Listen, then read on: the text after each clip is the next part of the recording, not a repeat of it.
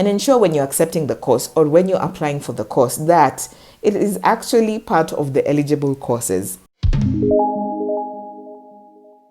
Hi guys, and welcome to another video on what to do now after applying or submitting the Chevening scholarship application.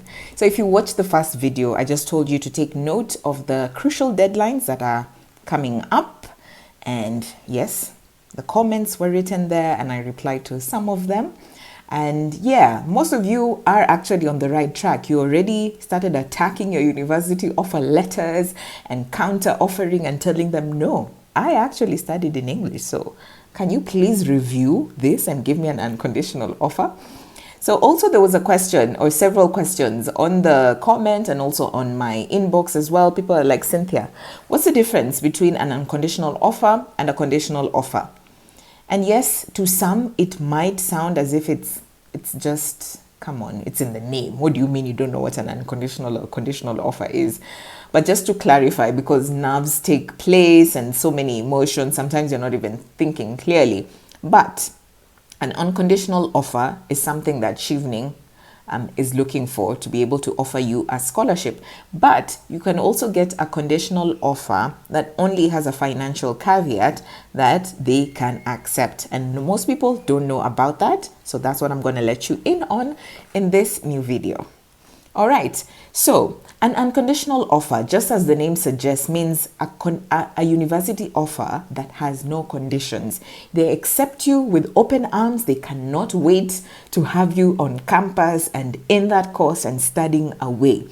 And then you have a conditional offer that universities give, which has a condition like, we are happy to admit you on condition that you pay an application fee, or you pay a deposit, or you pay or you submit a transcript, submit a degree, submit an English test. So those are conditions. You have conditions tied to your university offer.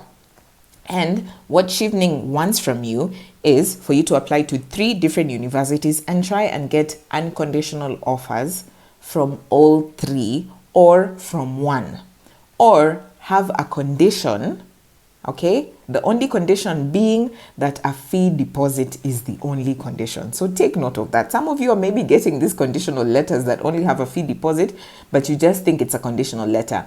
This is something that Chevening can be able to offer you. And I'm now looking at the website, all right, chevening.org, and I am reading it. The Secretariat will need to see evidence of an unconditional offer from one of your 3 course choices in order to finalize your Chevening application. All right, so if you have unconditional offers from all 3, fantastic. If you have from 2, good. If you have from 1, that's okay. All right, and then they say we can accept a conditional offer if the only outstanding condition is financial. That is, they need you to pay a deposit for the course. There can be no further caveats on the offer, so please remember this. You should ensure that they don't need you to send original documents such as transcripts to the university in order for them to give you an offer letter, an unconditional offer letter. You should ensure that you have met all the university's requirements well in advance of Chevening's deadline so that you are in a position to send us evidence of your unconditional offer by, and I told you the date is 15th July 2021. So also remember that in these offers, when you're getting these offers, please read it carefully. Don't just accept and then rush and put it in your Chevening portal without actually looking if they meet the eligibility requirements for Chevening. You're not permitted to do a pre-sessional English course. Like if they tell you need to apply to do a pre-sessional English course so that we can give you an unconditional offer, no, Chevening will not accept that.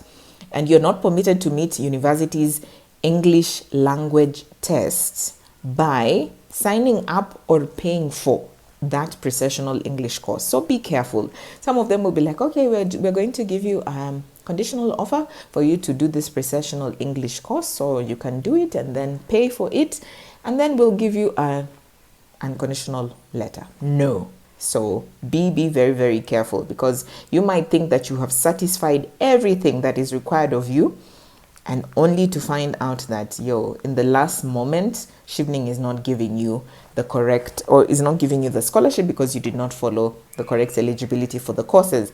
And ensure when you're accepting the course, or when you're applying for the course, that it is actually part of the eligible courses.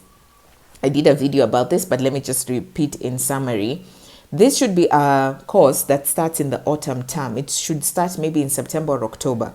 It should be a taught master's, not a research-based master's. So ensure that also at the end of it all, what you are getting as a qualification is a master's. Because there's some which will be like a postgrad diploma. So be very careful, or a postdoc diploma. Be very careful about that. And ensure that it is based in the UK. It's not a part-time course or a distance learning course. And it should not be less than 9 months or more than 12 months. It should just be a year. So ensure that you remember that, please. Also remember that as you're waiting the feedback right now from the various universities that you are applying for, so that to speed up your process of actually landing this unconditional offer, if you find that the university is telling you that they need evidence of an English test or something, don't be quick to just run and do an English test. What you can do is write the office and tell them, hey, I actually studied my undergrad in English. Can you please waive this? Because my transcript actually shows that in our country we study in English, that I studied, I have an English, what do you call it? A qualification. Maybe you did an English course or something and it's in your transcript. Try and point that to them and tell them like, hey, please waive this because I have the ability to study in English and this is the evidence, and you can attach your transcript there. If they continue to say no, at least you have tried. You can either, one, if that is truly the university you want to go for, sit for the test if you want. You can sit for the test so that you can actually fulfill that English test requirement that they have for you. If you don't feel like paying, you don't think it's worth it, apply to another university. Even though Chevening just wants 3 universities to be applied for, you can apply to as many as possible and then choose the one that is actually the best offer for you, that you'll be able to apply or to post on the portal. You'll now upload it on the portal later. So just remember that it's not just a blanket no. Don't usually take things as a blanket no. Try and challenge them. Try and tell them like, hey, I think we can work this out because maybe you didn't look deeply into my transcript, but I actually did this thing in English, so I can be able to do the same studies in English. And then some of you, maybe you'll find while you're applying for the universities, they need like some UK qualifications, like when they're trying to see if the degree from your home country, the undergrad degree from your home country, is equivalent to a degree in the UK. And some of you might be told like, okay, yes, you did an undergrad degree in your country, but according to the UK system, this thing is just a high school diploma or something. And it can be really disappointing to hear something like that. And someone came to my inbox and told me about it, and it was quite disheartening. But the university were kind enough to tell them, like, if you can get this body, and they told them the name of the body, to certify that the courses that you did in your undergrad in your home country are actually equivalent to the courses that we require, then we'll happily be able to waive some of them for you, so that we can give you a offer letter or an unconditional offer letter. So yeah, remember that if you get an unconditional offer, fantastic for you. If you get a conditional offer and it just says that the condition is you paying a fee deposit, you are in great hands. That is something that you can apply on the Chevening portal, and you can be able to be considered, because it also applied to me for the Strathclyde, the University of Strathclyde. I got unconditional offers, yes, from other universities, and then they also gave me a conditional offer that was a fee deposit, and that actually passed. So remember, always check the Chevening Scholarship website, follow their social media pages as well, and if I also see something, I will be promptly updating it on my pages. So follow me on social media, Cynthia Kimola on Facebook, LinkedIn, Instagram, and Twitter as well, and you'll be able to get up-to-date information. And please, if you have any questions, ask down in the comment section below. And I hope you have subscribed and you can be able to share this video with someone else who's also applying for the Chevening scholarship. Until next time, guys, bye-bye.